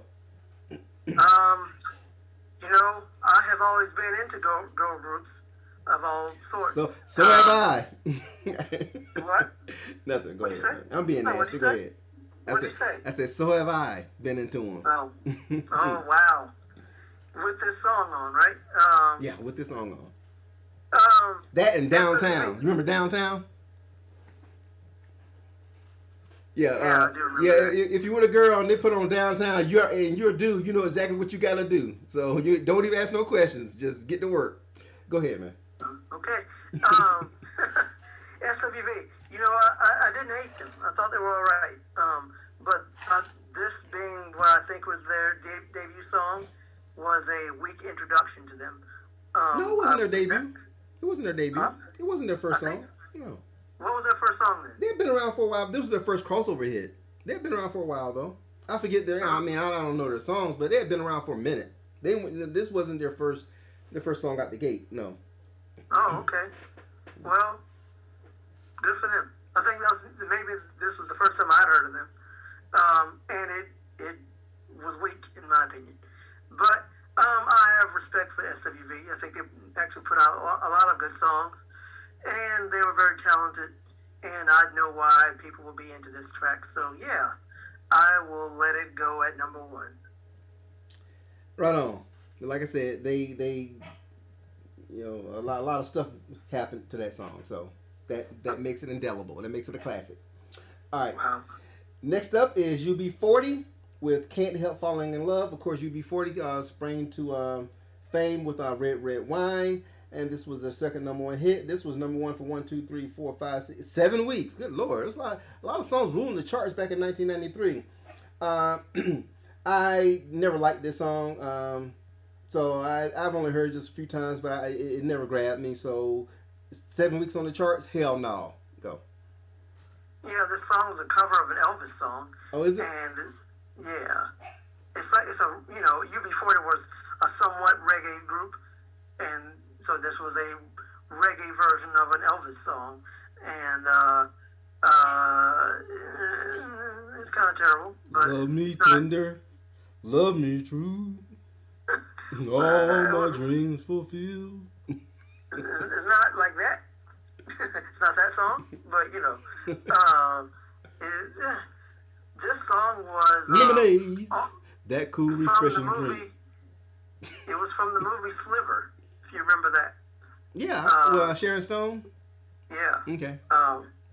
And that's why it was a hit, because it wasn't that great of a song. I'm not really sure that it was worth being number 1. I don't really think so. No, it didn't. So enough about them niggas. All right. Yeah. Next up is Mariah Carey again with "Dream Lover." It was number 1 for 1, 2, 3, 4, 5, 6, 7, 8 weeks. Good Lord. You already know how I feel about Mariah, so no need for me to go any deeper than that. So go. No, this was not a good song. But I will say this. This was around the time that I started paying attention to her, because she was adding some hip-hop production into her music. And this kind of had a... Me and Mariah go together like me with pacifier. Well, of course, that was the pinnacle of her career there. Yeah. But No. this was like the beginning of her going in that direction.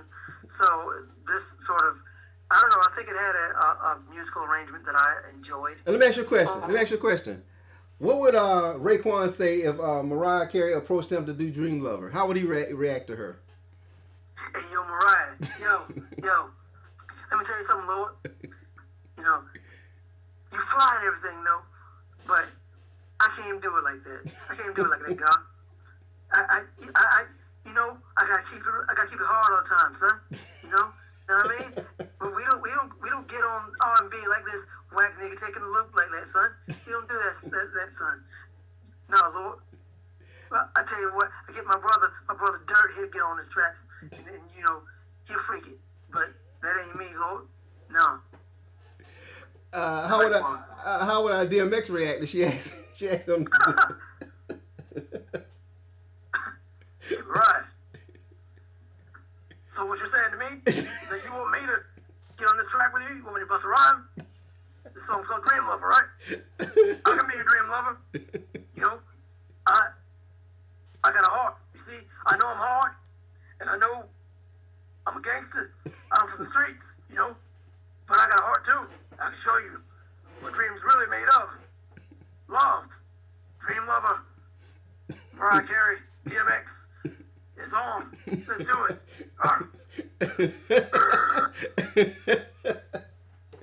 Right on, man. Right on. Enough said. All right. Next up, Y'all man. niggas ready for a rough ride? She sing, she hit them notes real well. Yo, Mariah, she can really blow. She got the skills. You know, I'm with that. You know, she really touched my heart. She does it very well. I love it. You know, me and Mariah, we go back. You know, when I was on the streets, she came. She saw me. She said, "Hey, Earl, I see you for who you really are. I believe in you. Now let us pray."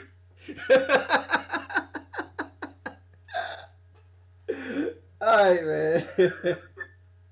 Shout out DMX, man. Shout out DMX. DMX, a legend. A legend, absolutely. Absolutely. Dream Lover, I would say it deserved to be number one just because she was going in a different direction that I kind of liked. Right on. Alright, next up, man, we got Meatloaf with I'd Do Anything for Love, But I Won't Do That. It was number one for 5 weeks. Yeah, for 5 weeks through November and December. And this song was a huge hit. And I don't think I've ever heard this song all the way through. And of course, Meatloaf was a huge star from the 70s. I think he broke the record for the longest time between number one hits or something, whatever. I don't know. But this song never moved me. So, Meatloaf, you out there listening? Why did you call yourself Meatloaf? Go.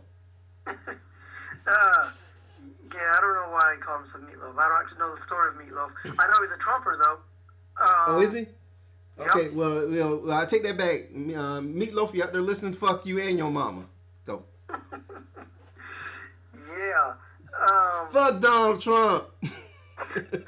That's what he should do. That should be his comeback. That's He right. should do a remix of FDT. No, this song is this big rock operatic thing, and it was not it didn't touch me. I was not into it, and I've never liked anything dealing with Meatloaf. I just thought it was weird that his name was Meatloaf, and Because it looked like a damn meatloaf. he looks like a meatloaf. Yeah.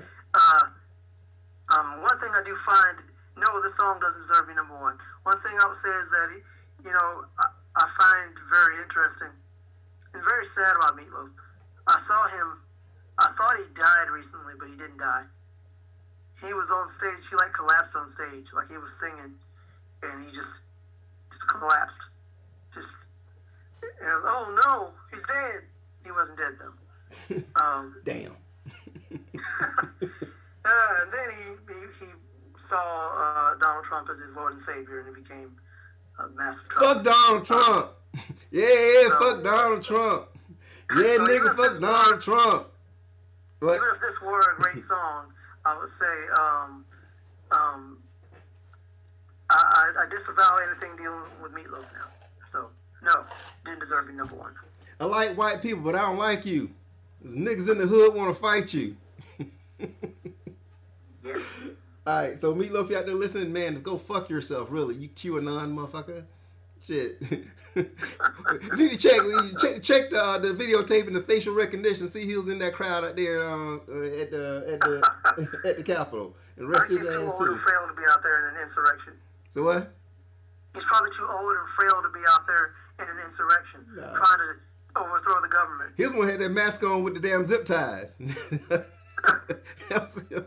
Hey, you know something? I have to What? say this about the zip ties thing. What? Hmm? They have the nerve to say that there was no evidence of them trying to like they didn't have any plans to actually capture people. What? What do you think the man was going to do with the zip ties? Why did they have the gallows? What do you think they were trying to do out there? Maybe they're gonna use the zip ties to make a rope so that they could swing from one balcony to the next. Or maybe they were using the zip ties like all the messes that they made. They were gonna get some Glad bags and then clean up and use the zip ties to tie up the bags and throw them away, and they're gonna go recycle. Yeah, there Sorry you about go. the mess we made trying to take over the government. But you know what, man? I'm not gonna get too deep into this, man. But interesting. A lot of interesting questions have been posed when it comes to the thought processes when it came to the whole insurrection thing, man. But the one that tickles me the most is that these motherfuckers actually believe that they could overrun the Capitol, cause all that damage, cause a couple of deaths, okay, and then just hop on a plane and go back home like nothing ever happened. I mean, Well- how delusional do you have to be, to think that was something you could do, that it would actually work? Well, the thing is, if you're delusional enough to think that somehow Donald Trump was really actually going to be your king, like Biden is not going to be president, if you really listen to anything this man says and you really think the election was stolen and you're really going to take it back, I mean, you have some real mental problems. Yeah, exactly. What were they going to say? It's not too far-fetched to think that they think they're going to go and do this, and then everything's going to be great because there's not going to be anybody to stop them after this. Like, they're going to go and do it. All the so-called bad people are going to be taken out, and it will be a lawful nation from now on, and they'll be like kings or whatever because they went and took the government back. No, maybe they thought they were going to live in the White House with Donald Trump. I mean, I don't know. Man, fuck But Donald Trump. you have to have some kind of But real but mental problem to think that's going to be. But I need to give credit where credit is due, man. Okay, you have to give Donald Trump props on one thing, if nothing else. You gotta give him props on the fact that he told them folks, we gonna walk down there together. Them fools left. He was like, man, fuck them niggas, I'm out. He literally went the other way. Exactly. They That shit was literally went gangster. The other way. That shit was so gangster, man. He was like, look at these fools. Look at these stupid motherfuckers. I ain't going down there. They went in one direction, and he went in the absolute other direction and got in a limo. Which proves, if nothing else, beyond a shadow of a doubt, I don't give a fuck. I don't fuck with you. I mean, obviously. You stupid ass bitch. I ain't fucking with you. Here's the thing. The people now who are still like, we were doing what our president told us to do. We were doing the right thing. That's why your ass getting locked up with a felony charge, motherfucker. But I'm like, wouldn't some kind of whatever snapped in your brain to follow this man, wouldn't it automatically like the switch flip and you're like, wait a minute, this man doesn't care about us at all. Yeah, he's He laughing was at gonna us. march with us, and he literally went the other way and got in a limo. I mean, at that moment, wouldn't you think, oh, he doesn't care about us now? You He remember never cared about us. this was akin to, you remember like back in the day when you're little, whatever, right? And you're playing football, whatever, you're throwing the football around, and some dude says, hey, give me the ball. And he said, go deep. I'm gonna throw it to you. Go deep. And you running, and he sets the ball down on the ground and walks away. That's the equivalent, man. That's what Donald Trump basically said. Y'all go deep. I'm gonna throw the ball to you, and they run. And he set the ball down and walked in the other direction. Basically. Yeah. Yeah. Basically saying, fuck y'all. This is crazy. Yeah.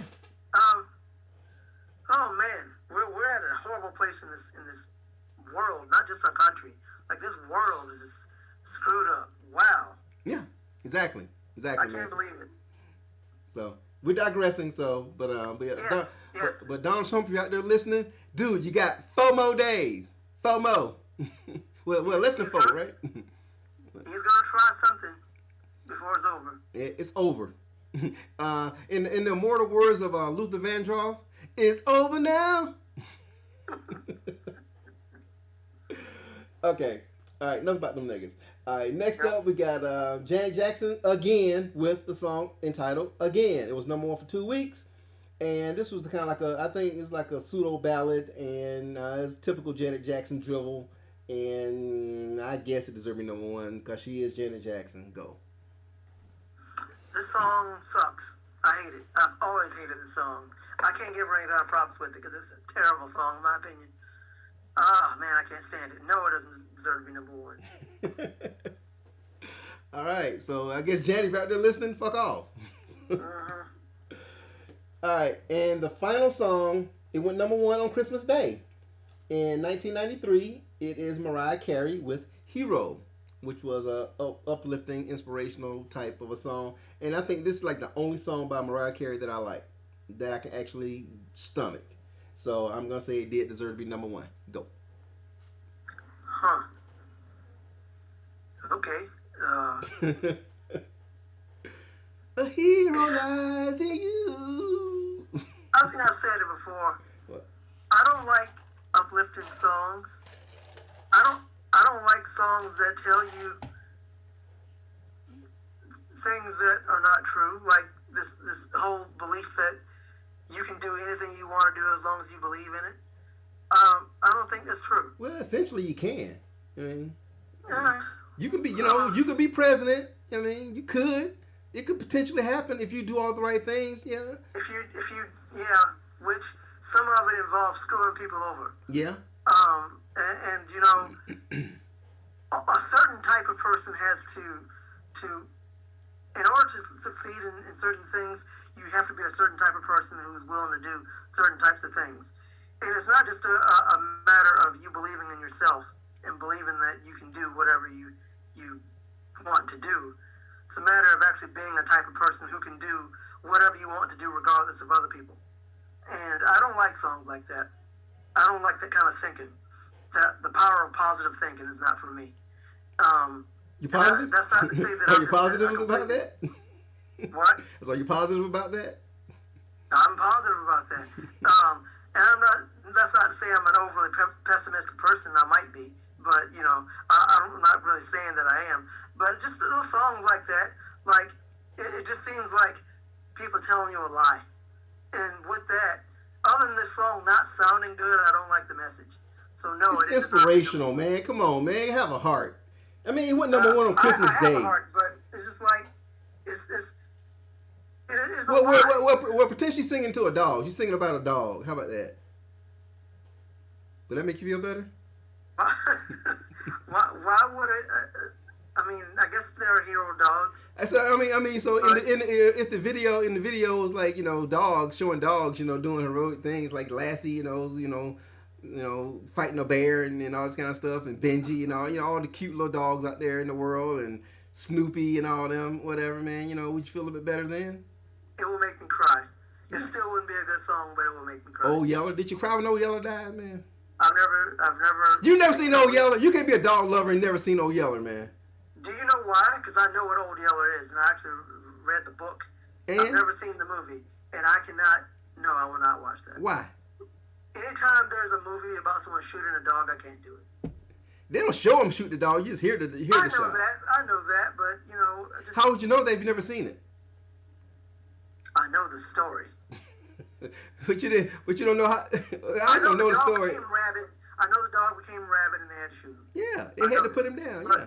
But I mean, one thing I remember, there was a remake of it, and they kept showing the previews of the remake. It came on CBS or something, and they kept showing the previews of it, and there was the kid on there. I can't shoot him, Paul.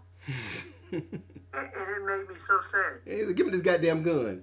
I can't. Clack clack. You can kill him dead.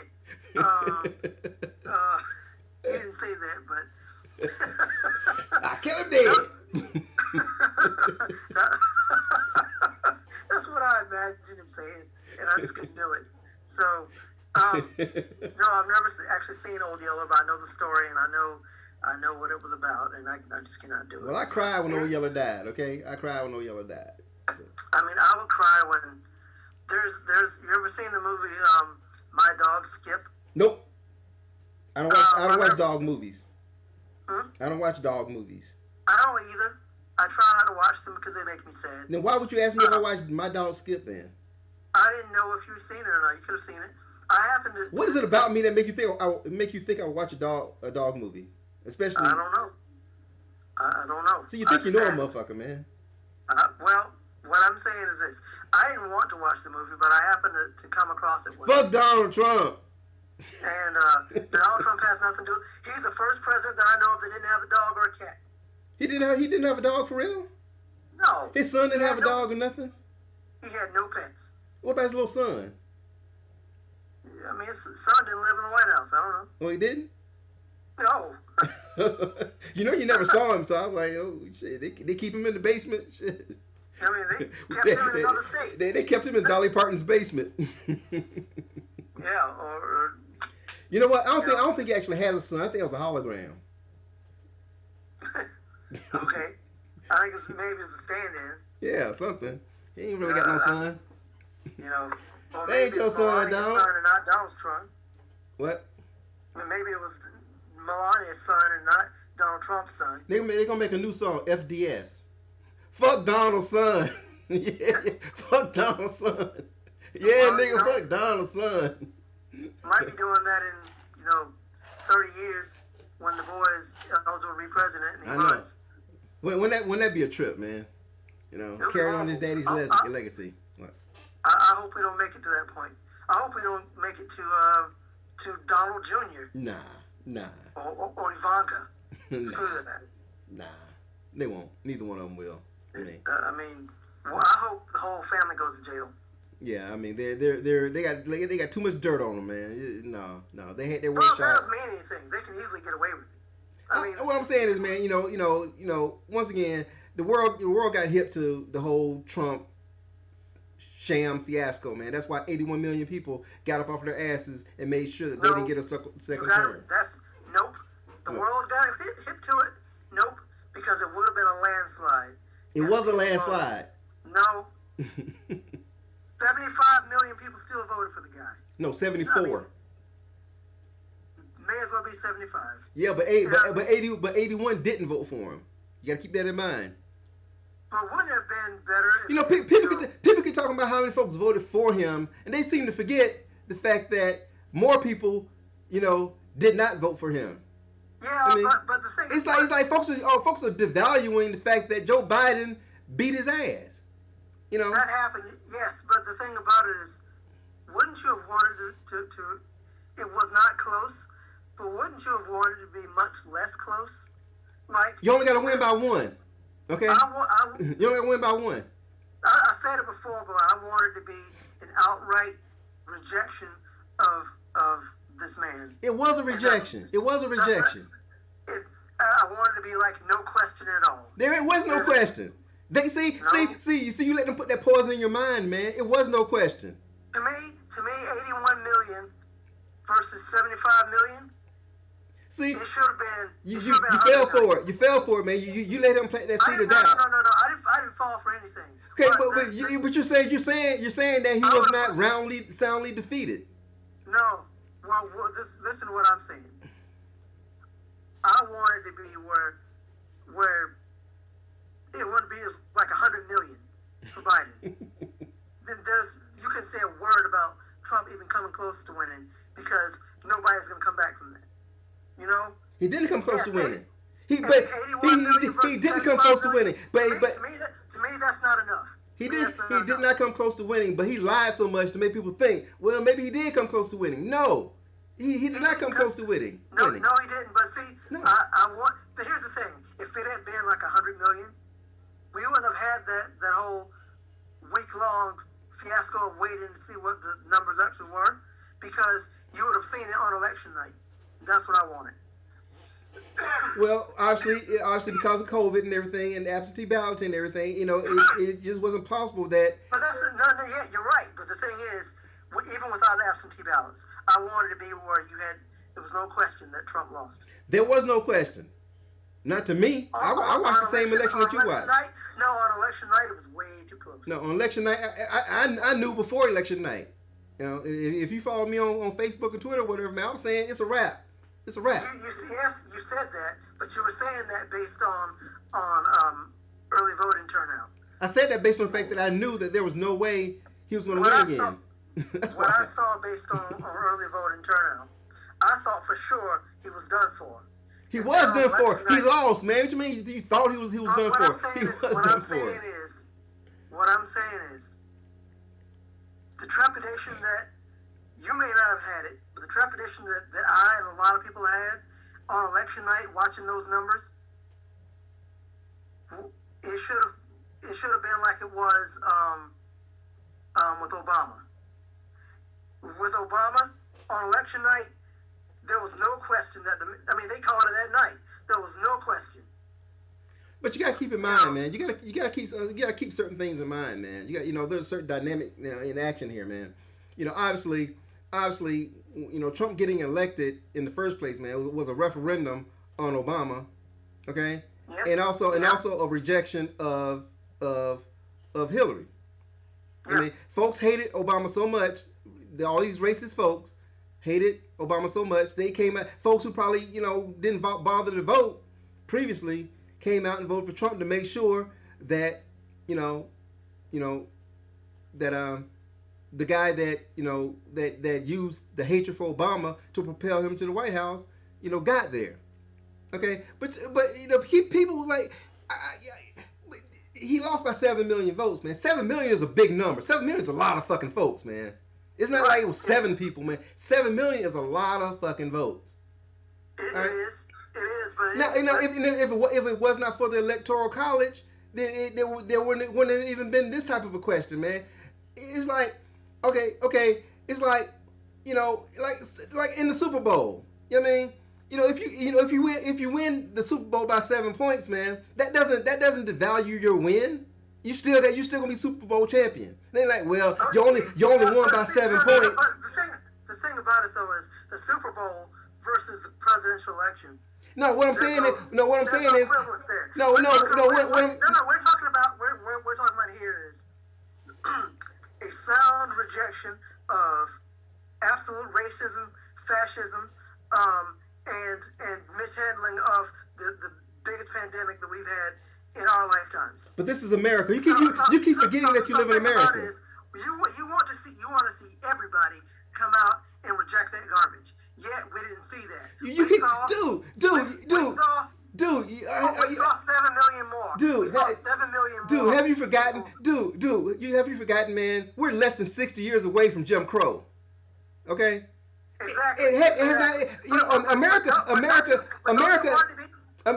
is not that far away. America is not that far away from fucking slavery and Jim Crow. Yes, that's the point. That's what A lot of Jim Crow folks are still alive. Right. That's Okay. the point of what I'm saying. I wanted to be so much where you can see we actually were making progress. Well, you gotta keep in mind, man. There's no freaking progress. Exactly. We have not made much progress at all, and just really Because Trump's election was proof that we didn't progress at all. Trump made and his defeat this time is also the fact that it wasn't completely just like the fact that he didn't get. You wanted a blowout. You wanted the Super Bowl to be 50-7 instead of 50-43. That's what you wanted. Yeah, you wanted a blowout. Because that means that this country has made much more progress and has actually learned a lesson from the past 4 years, and that's not what has happened. Not at all. No, like I said, Obama getting elected president, man, brought out the worst in America because it brought racism back in a big way, and he capitalized on that. He made racism sexy again, and now the cat's out the bag. Now it's okay to be openly nationalist, openly white supremacist, openly racist. It's sexy again, okay? And that is something. But racism has always been a part of the fabric of America, and it always will be. That's just a fact of life, man. That you're gonna have to get used to. Don't you want that to not be the case? Of course, I would love for it not to be the case, man. But you gotta be realistic too, man. You gotta be realistic. Okay, Yeah. There's always gonna be folks out there, man, who look at black folks, look down their nose at black folks and think that they're superior to us, and that this country is theirs, and that anybody else who don't look like them is just visiting. I mean, that's always gonna be the case. Yeah, but here's my feeling about it is this. So again, I'm not the most positive person in the world. So then I look at the makeup of this country, and it's made up of, again, evil people and selfish people. And here's the thing. We are going through a pandemic where thousands of people are dying every day. And we can't get out of this thing that other countries have basically gotten rid of. I want it to be where people are so selfish that they wanted to get out of this pandemic so bad that they would say, you know what? I don't care about niggers. I don't care about spits or anything like that. I just want us to take the country back from because you were dying. So let's go ahead and get another president. No. But the pandemic seems to not really have much of an effect. No. Because And once again, this is America, man. It's like you forget that you live in America. So politics are more important to people than their lives. Yeah. I can't believe that. Yeah, it's like you just forget that you live in America, man. Go back and look at our history, man. We're just as a people, man, we're not built that way. That's just a fact of life, man. That we all have to kind of just come to grips with, man, and just do your part to be a good person. I mean, and that's the crux of it, man. But like I said before, man, Joe Biden won. He's gonna be president. So whether he won by 7 million votes or 107 million votes, he's still gonna be president in 4 days, and Donald Trump won't. That was the objective. The objective was to win, not to win by a blowout. It was to win by any means necessary, and they won. We got the House, we got the Senate, we got the White House. That's a repudiation of everything that the right stands for. So the message is loud and clear, and we have spoken through our right to vote. Okay, and that's the bottom line. And I think that's one of the good things that came out of the Trump presidency is that it woke a lot of people up, especially black folks, on how important it is for us to get out and vote. Especially when Stacey Abrams had the election stolen from her by Brian Kemp, that really galvanized us here in the state of Georgia, man, to make sure that shit don't happen again. That's why in 2 years, Stacey Abrams will absolutely positively be the governor of Georgia if she wants to be. Because once again, as we well know, Trump is no longer president because of black folks. Detroit, Philly, Atlanta. I mean, those are the cities, that brought it home. Predominantly black. Okay? So, we gotta look at the positive, man. You being a pessimist, man. Look at the positive. We fucking won. Yeah, but Thanos is dead. Okay? Thanos is dead. We lost Tony Stark. But the objective was to stop Thanos. Okay? So Thanos is gone. We lost Tony Stark. That's okay. But the objective was to rid the world of Thanos. Okay? Okay. And but wouldn't you feel better if Tony was still alive? I feel great if Tony was still alive. But I feel even better that I know that Thanos ain't going to be here to cause no more havoc. And Thanos being Donald Trump. No matter what, on January 20th at high noon, motherfucker gone. Okay? And we just, now the mission changes to making sure he don't ever come back, and nobody with that last name ever gets to have that kind of power on this planet again. That's our mission. That's our job over the next 4 years, is to make sure we eradicate, not only America, but we eradicate the world. We minimize the name Trump to the point where all they are is just a bunch of selfish ass white folk who got a lot of money.